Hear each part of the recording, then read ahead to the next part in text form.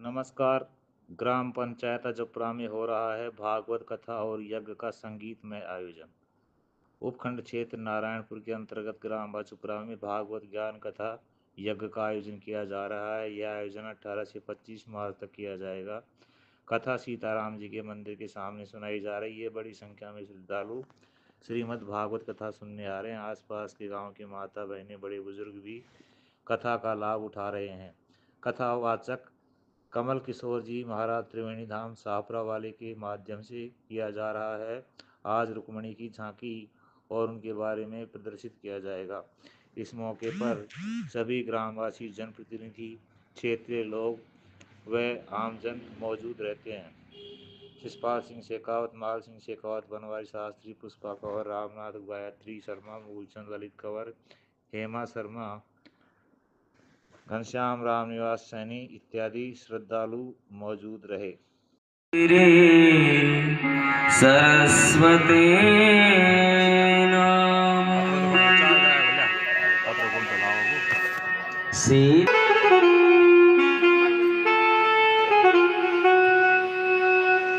नारायणं नमस्कार सर। नमस्कार, जय श्रीमन्नारायण, राधे राधे। आप यहाँ भागवत कथा का वाचन कर रहे हैं अजपुरा के अंदर। जी हाँ, जी। कहते हैं त्रेता और द्वापर में यज्ञ हवन के द्वारा होता था, कलयुग केवल नाम आधारा। और इसको किस प्रकार से आम जनता को समझाएंगे? जी, सतयुग के अंदर ऋषि महात्मा तप करते थे, भजन करते थे, तो वो अपनी आध्यात्मिक शक्ति अपने अंदर अपनी शरीर के द्वारा ही प्रकट करते थे। द्वापर में जा कर के भक्ति भाव, गौ माता की सेवा, जन प्रसारण, एक दूसरे के अंदर प्रेम भाव, गोपित्व भाव, प्रेम कृष्ण भाव, रस भाव ये थे।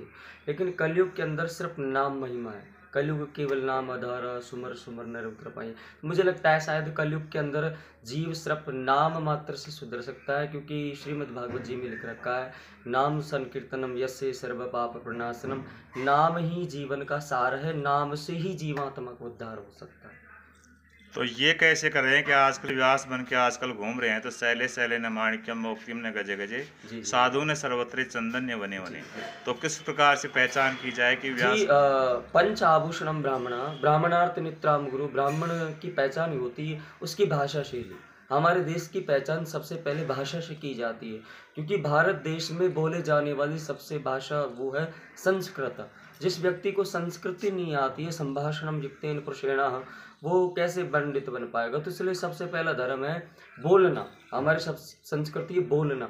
संस्कृत हमारी प्राचीनतम भाषा है, जो पाणिनि ऋषि ने प्रस्तुत की है, सबसे पहले इसकी रचना की थी। तो संस्कृत से पहचाना जा सकता है वो पंडित है। जी हाँ।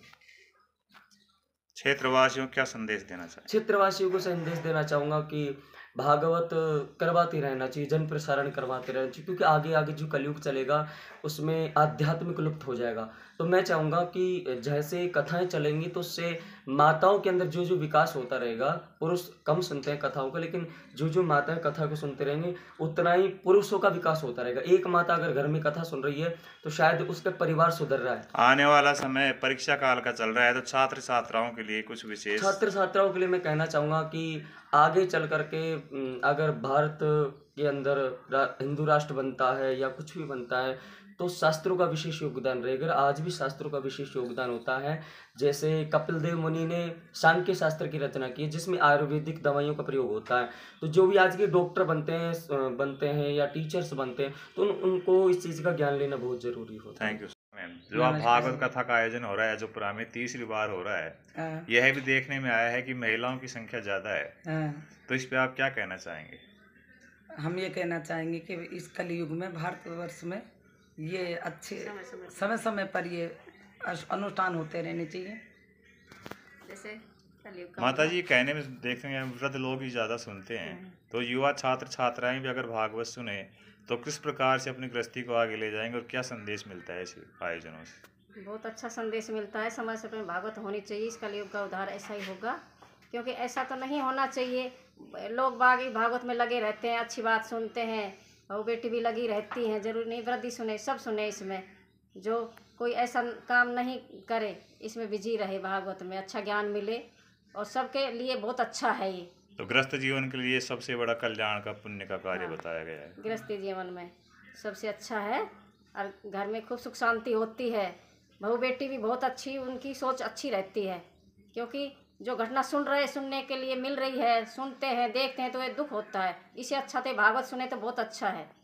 नमस्कार मैम, मैं आपसे ये जानना चाहता हूँ कि आज कथा चलते 4 रोज हो गए, रुक्मणी मंगल आज है, गिरिराज छप्पन भोग की झांकी लगी, लेकिन यह देखने में आ रहा है कि काफ़ी कम संख्या में लोग बाज़ारों में बैठे रहते हैं। इस पे आप क्या कहना चाहेंगे? इसमें देखो ये तो गलत है, बाज़ारों में बैठते हैं जो कोई भागवत सुनते हैं तो वो अच्छा है, दिमाग भी आता है अच्छा, और ये तो अच्छी बहुत खुशी की बात है। जो कोई सभा में पधारते हैं सुनते हैं तो अच्छी बात है। तो कलयुग में कल्याण का माध्यम भागवत कथा हाँ ही है। होते हैं ये तो। Thank you.